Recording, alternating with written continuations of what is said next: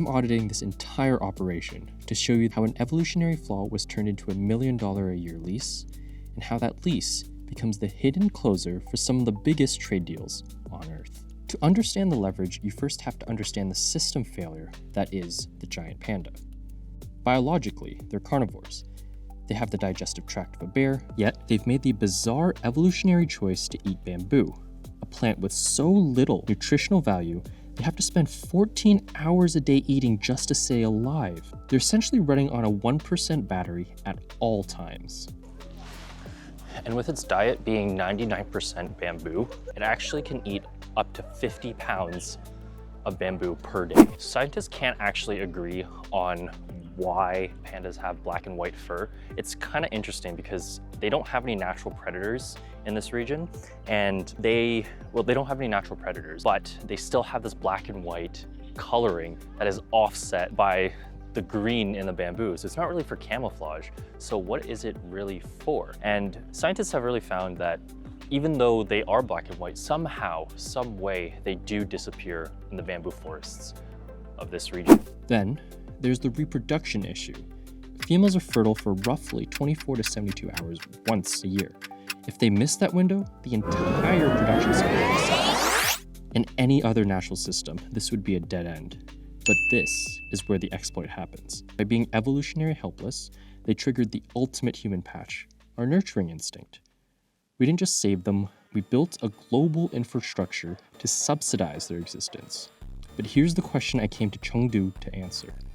Why would the world's most calculating superpower spend billions to subsidize an animal that refuses to help itself?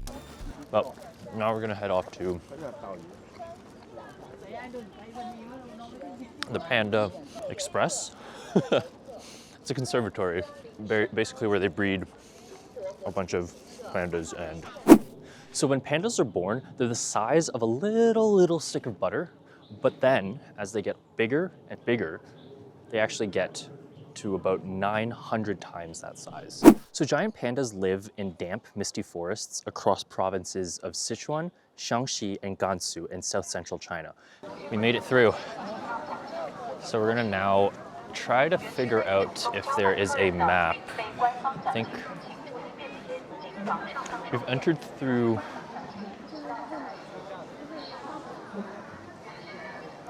the south gate, I think.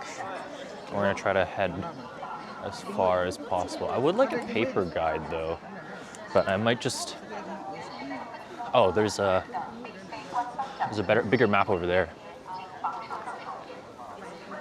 So these are some guided tours, which I'm not gonna do because I don't really understand Chinese, like Mandarin, but let's go ahead and scan the map. Yeah, so we can get the map on our phone. I think our first stop will be to go to one of the pavilions. So we're here actually at the south gate, and we want to head past this up to the first giant panda villa, number 7. Okay, cool. So let's go. So the Chengdu research facility that we're in today started in 1987, and now it's grown its initial captive panda population to be one of the largest in the world. It bred over 200 pandas, and with this program in particular, it's helped move the panda population from an endangered species to vulnerable. So this particular base stimulates the initial wild habitats of pandas, which include bamboo forests, lakes, and streams.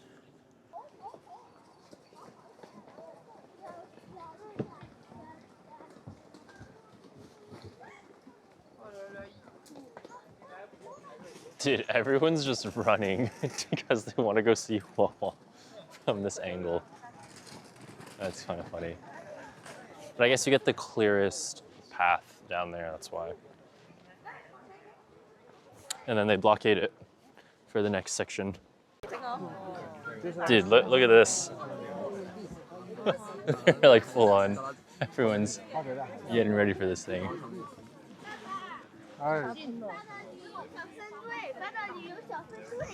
I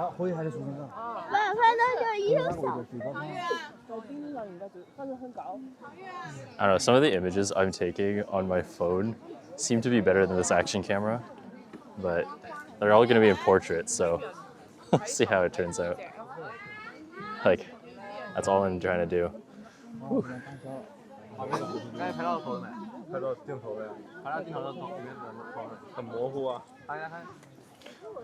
Like, I doubt this camera is gonna be able to see anything special, but all right, the crowd's dipping now, so yeah, I think the panda now is running, moving off.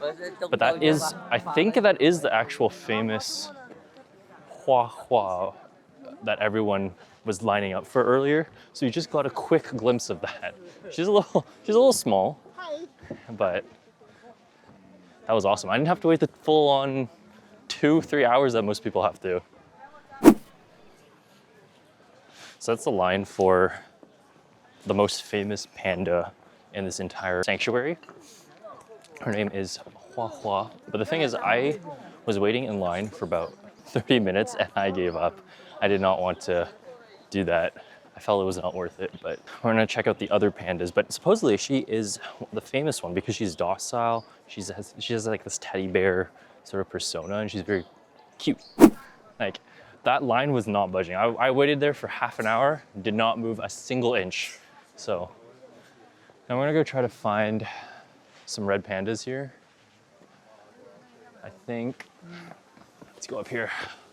I don't think red pandas and great pandas are related, just because I think red pandas are like more similarly related to like raccoons, from what I understood. I don't know, correct me down in the comments below.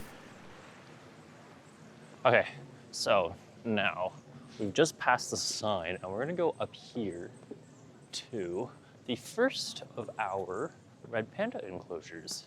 So red pandas are very similar to the great pandas in that they both eat bamboo, and majority of their diet is bamboo.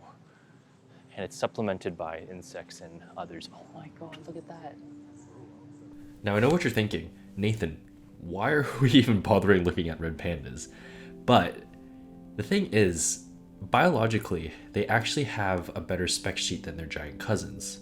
They're more active, they have better reproductive rates, and they're arguably just as endangered. But notice the difference? There's no 4-hour lines, no billion-dollar trade deals, no red panda diplomacy. Why is that?